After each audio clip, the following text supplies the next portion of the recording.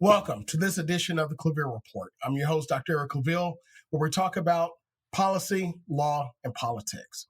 On this episode, we're going to look at a very important aspect of American political system, and that is the rise of the third party.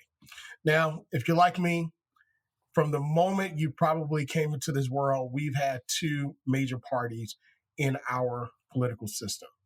More specifically, the Republicans and the Democrats.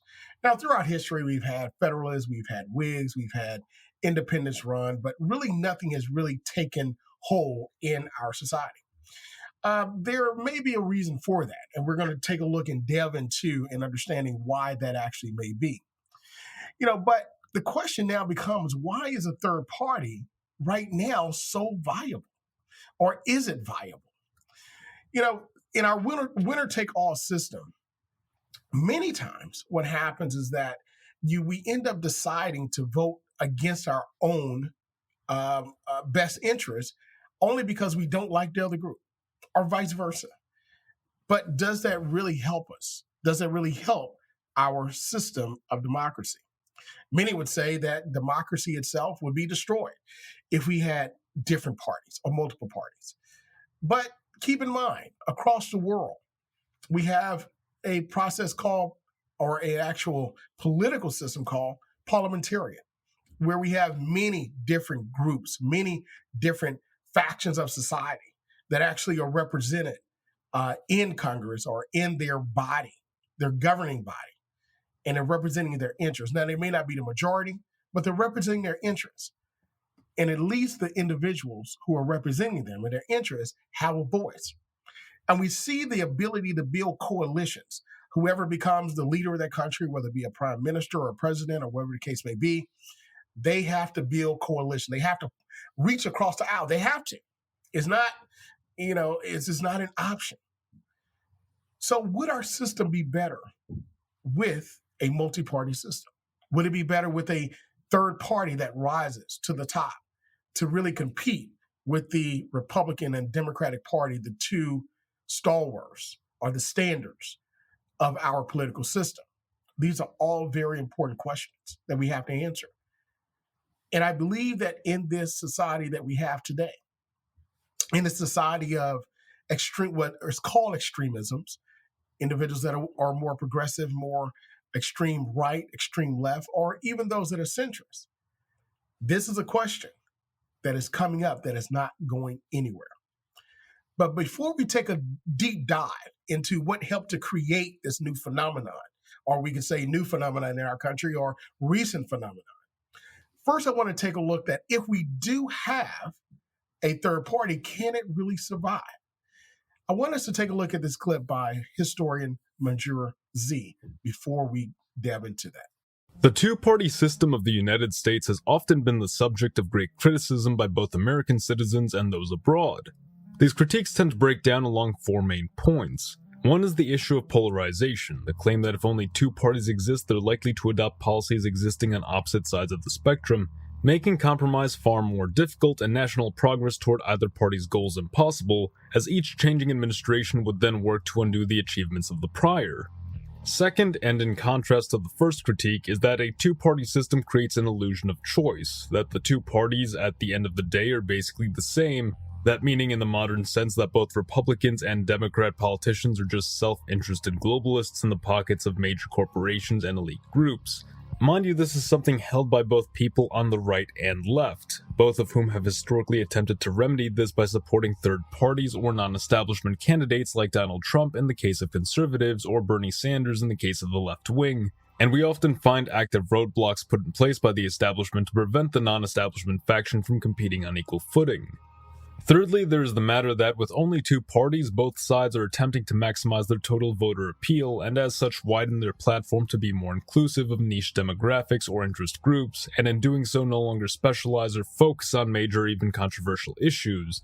Controversial issues especially being swept under the rug until they become far too large to ignore. This feeds into the prior point of the establishment Democrats and Republicans gradually adopting similar platforms in order to attempt to steal voters away from the other side. Fourth, and perhaps harkening back to the first criticism, is that in a polarized two-party winner-take-all system, you can have a situation in which 51% of the population tramples over the rights of the remaining 49. But now we're uncovering a secondary aspect that goes beyond having more than two parties. Sure, you can have a large third and fourth party which breaks the national vote roughly into quarters, but under normal circumstances and assuming representation is our prime concern here, this could be even worse, as you now have just over 25% of the population deciding who becomes president for the whole country. In the UK and some of its former colonies, such as Canada, we see the use of the first-past-the-post system, where the party which wins not necessarily a majority of parliamentary seats but a plurality of said seats is deemed the winner, and their leader assumes, in the case of the UK, the title of Prime Minister. Mind you, this is a system used primarily in parliamentary governments, and though it could be translated to fit the United States, it doesn't achieve a very different result, not to mention it would likely demand a restructuring of how the president is elected, which could become a constitutional issue all on its own.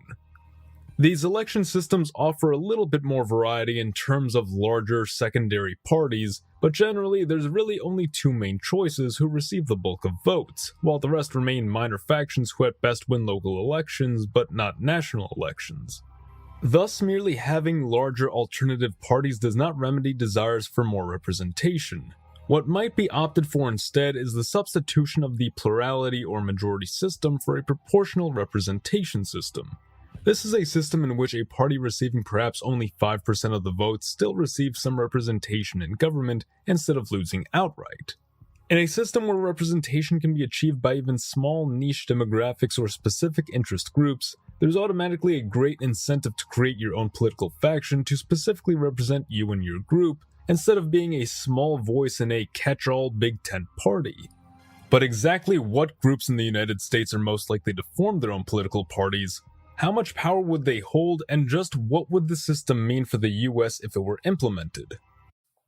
You know, with that, we understand that there are issues that are facing the existence of a third party, whether it be tradition, whether it be finances, whether it be political influence upon corporations and the establishment.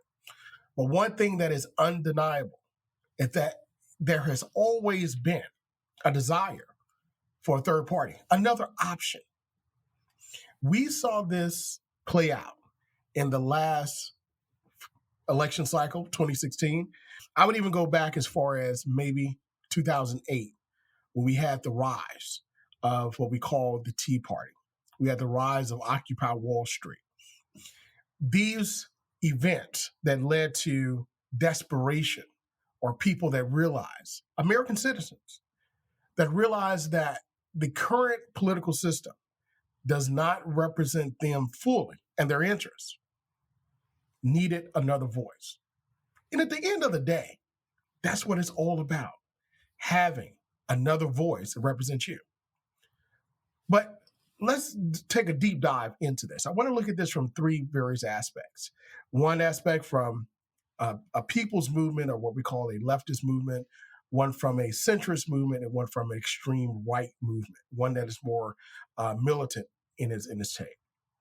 Let's look at the rise of people's parties. Now, we can go as far back as the 60s, during the time of Fred Hampton, who was the founder of the Chicago arm of the Black Panthers. But he also founded a multicultural group called the Rainbow Coalition. Now, most of us may think, we think about the Rainbow Coalition, we think about Reverend Jesse Jackson and his coalition that he used to galvanize people around issues, very similar issues, but more specifically African Americans. And he used that coalition to run for president in 1984 and 1988. And we can't forget about Shirley Chisholm, who was the first African American and first woman to seek the nomination of a major party for president. But Fred Hampton did something that we really haven't seen since, if you really think about it. He helped to create a political organization, which included the Black Panthers, which some mistakenly created as or looked upon and categorized as a terrorist group. But in actuality, we see now through historical records that the Black Panthers were created for themselves and to protection of their community, feeding programs for children in their community, and really speaking to the needs of people in their community. Also, it was formed by a group included the Young Patriots and the Young Lords and other gangs, street gangs within the Chicago area. But again, the key to this is multicultural. The Young Patriots was a majority white group. These individuals believe that government itself was not speaking to them. They represented mostly white Southerners. I mean, think about that. White Southerners coming together with a Black Panther out of Chicago. White migrants coming together under this umbrella, and the white migrants of extreme poverty, discrimination, largely in the Appalachian region and the like. These individuals came together to speak against a system that wasn't speaking for them, and to speak for issues that which the system was not speaking to them. Think about that. I mean, that is key. Their main focus was issues of extreme poverty, discrimination, and helping and also what we call the anti-capitalist movement, right? So anti-capitalist, anti-racist. Again, these individuals saying, hey, capitalism doesn't work for us. It works for the very well-to-do, the very well-educated in most part, but individuals with money, that's who capitalism works for. It doesn't work for the common man. In other words, the base of that pyramid was getting the brunt of issues and the brunt of the lack of resources, as opposed to those at the very top, at that capstone.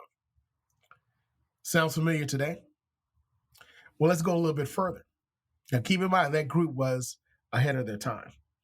But let's look at now at the Poor People's Campaign. The Poor People's Campaign that's led primarily by Reverend Barber, who is a former president of NAACP or NAACP in North Carolina. He's one of the main figures in this particular movement. A Poor People's Campaign, looking for moral action, right? Poor People's Campaign, Moral Action Congress. These are individuals that are saying that, again, there are individuals in our country, people, groups in our country that are poor, that don't have the resources. They're good people. They're hardworking people. They get up and work every day. They go work 40 hours a day on their job. They're making minimum wage, but they're not making ends meet. Prices keep going up. Lack of affordable housing in their communities. And issues affecting poor people. These are the issues. Poor schools, poor instructions, poor teachers, lack of resources, the constant destroying and peeling back of social programs to help people, give them a hand up as opposed to a hand out. They're being eliminated. So this particular group is saying to the majority, we need someone representing our interests. When bills are drawn up in Congress, and there's an idea that comes, more likely those ideas do come from special interests, corporate interests, banking interests, military interests, big energy, big oil interests. And some come from interests of people on the street, right?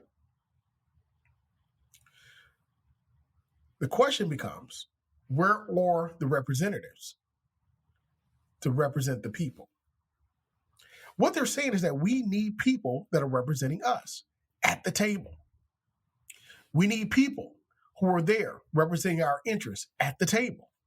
We need people who speak the lingo of everyday working men and women at the table. We need individuals that care about the future of our society and our children at the table, not just their children, but all of our children. That's what the Poor People's Campaign movement, the Poor People's Moral Action Congress, that's what they're saying. That's what they are asking for. That's the reason why they formed. But think about it. The Rainbow Coalition, a coalition of African Americans, a coalition of white Southerners, a coalition of poor whites, surrounding around and organizing around issues of poverty. Keep in mind, poverty has no color, poverty has no race, poverty knows no state boundaries or lines. Poverty is poverty. If you don't have, then you simply don't have. And many of our communities are struggling because they simply don't have. And that's why they're organizing. That's why they're saying, we need our interests represented. This is the reason for it. But let's dig a little deeper. Now we're looking at another movement, and it's called the People's Party movement. This particular group, again, surrounded around or created around a group of issues, primarily dealing with community, but also dealing with issues around environment, dealing with issues around discrimination for other groups as well. They're saying that we need this party. We need this group because our issues are not at the forefront. And more specifically, this particular group is saying that corporate America is failing America, that special interest is failing America, that the greed of banks, corporate America and Wall Street, is killing America. So they're creating a platform around economic Bill of Rights, unions, and workplace democracy, infrastructure, fair tax for small businesses, reining in and create Wall Street and creating public banks, fair trade, abolishing and corruption and restoring democracy, secure elections, defending civil rights, Medicare for all, free public college and education, immigration, comprehensive immigration reform, respect for people with disabilities, animal rights, environmental rights, social justice rights. Again, and also ensuring that our veterans are taken care of. Now that seems like a very big umbrella, right? But when you boil it down, all these issues affect our country.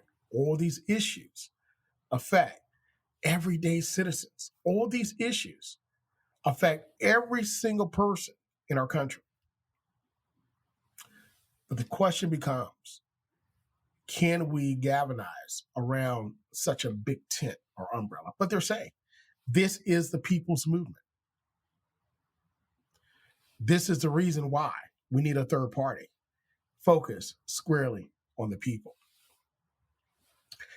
Now, we've talked about and we've analyzed groups that are forming, that have formed in the past and are forming now, centered around issues of people outside of the two established parties. By the way, the People's Party, they actually were recruiting Bernie Sanders to be their candidate for president. Which, if Bernie Sanders thinks about it, it may not be a bad idea to entertain it, given the fact that he's not been able to break through the traditional party, which is a great segue to talking about the traditional parties. These groups are third parties outside of the political spectrum, outside the political norm. Now, let's take a look at the two establishment parties. Let's look at the Democrats first, and then we'll take a look at the Republican Party, which I think is going through a major restructuring. The Democrats are not there just yet, but they're going to get there. Even within the two major parties, you have factions that are holding these parties together, being held together by a piece of thread. And when we talk about the Democratic Party, I'm speaking of the traditional Democrats and what we call the progressive arm of the Democratic Party. The traditional Democrats are, your blue dog Democrats like your Bill Clintons and your Joe Manchins, your traditional East Coast Democrats like your Joe Bidens and the like. These are individuals, and also your West Coast Democrats like your Nancy Pelosi's. And then you have your stalwart Democrats of the African American parties. The African Americans of the Congressional Black Caucus as part of the Democratic Party. And we discuss how African Americans left the Republican Party and started voting extremely faithfully in the 88 to 90 percentile, faithfully for the Democratic Party after the 60s, the passage of the civil rights legislation.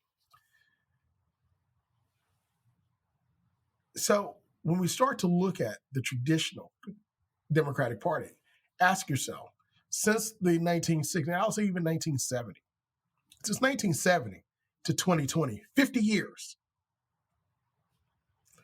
who has benefited the most from the traditional Democratic Party? Just take a look at your own personal life. Take a look at your own personal interests. Take a look at your own personal neighborhoods. Take a look at your cities that have Democratic governors, your states, Democratic mayors, Democratic legislators, Democratic city councils. Take a look and ask yourself, who's benefited from the traditional Democratic Party? Now, again, one thing about this particular report is that we don't tell you how to think. We don't tell you what to think. We simply give you the facts from historical, from a legislative, policy, law perspective, and societal perspective, and let you make the decision yourself. So again, take a look and ask yourself, who has benefited financially, job-wise, education-wise, social justice-wise? From an upward mobility standpoint, who's benefited? These are the questions that the progressive arm ask themselves. And this is the reason why the progressive arm of the Democratic Party are saying that we're not benefiting from this. We're not benefiting wholly based upon our vote that we're given. We're not benefiting. So therefore, we believe that the policies that we're advocating for as Democrats should be more progressive. It should go toward, again, issues of the people, issues of jobs, good jobs with livable wages, not minimum wages, but livable wages.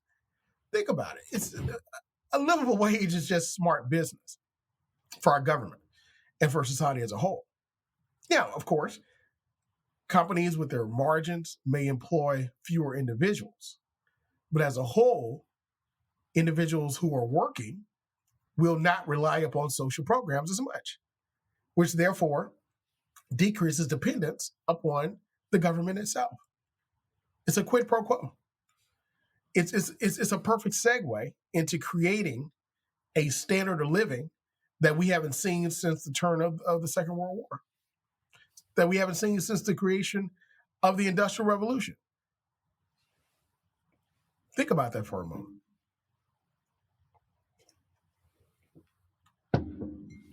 Do you want a livable wage or just a minimum wage? Do you want to work 3 jobs? Forget 2. People are working 3 jobs, 2 regular jobs and a gig economy job, right?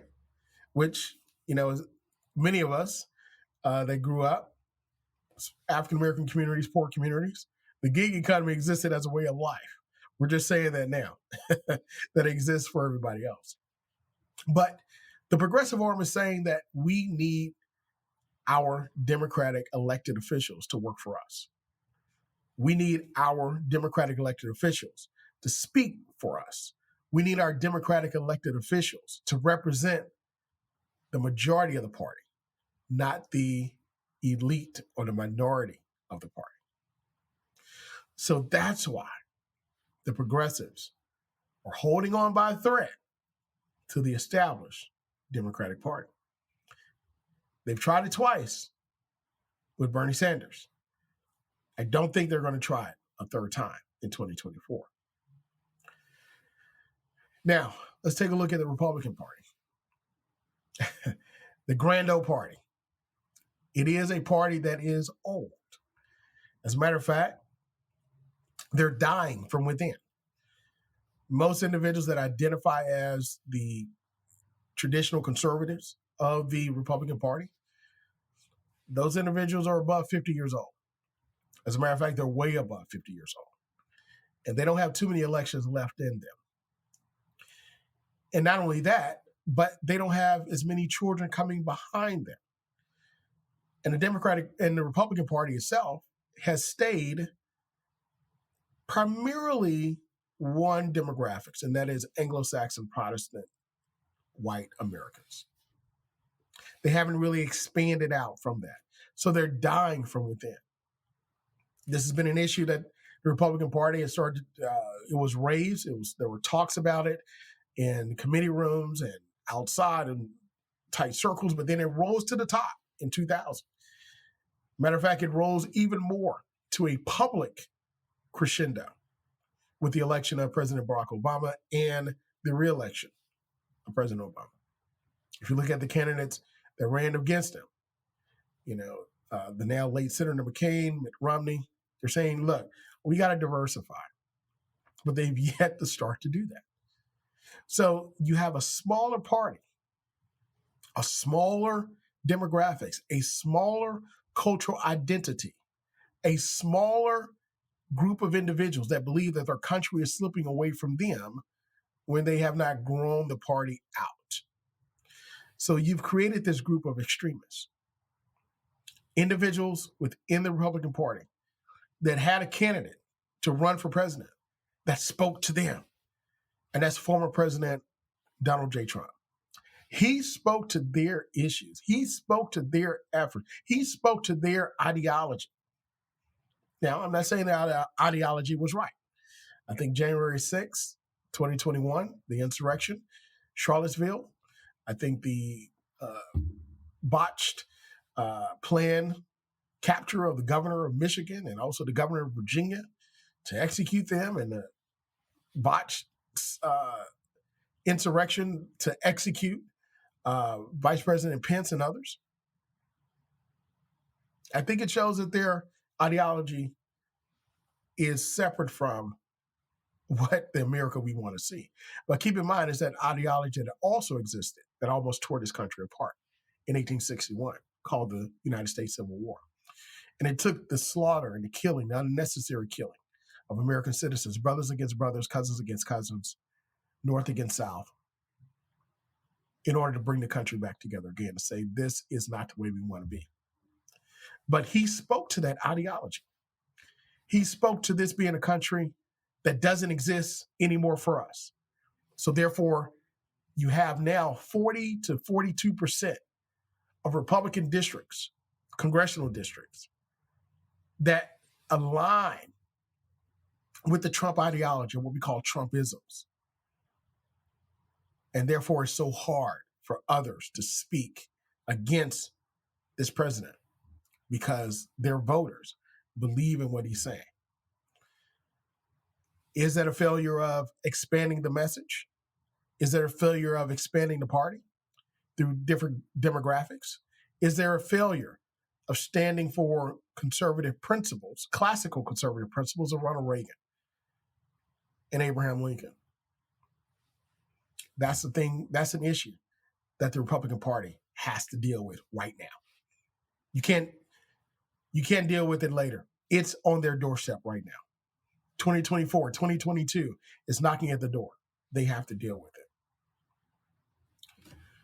So, in taking a look at the outside people's movement of the two traditional parties of Republican and Democrats, taking a look at the progressive arm, the left of the Democratic Party, taking a look at the extremist arm of the right of the Republican Party, the question is not should a third party, a multi-party system exist in America, because it's there. it just hasn't been formed yet. But the people are there, and they're willing to form these separate parties. But the bigger question is, how will we work together moving forward in our political system of a winner takes all in order to create this multi-party system? This has been this edition of the ClaVille Report. Are we ready for a third party, and how will it survive? We'll see you next time.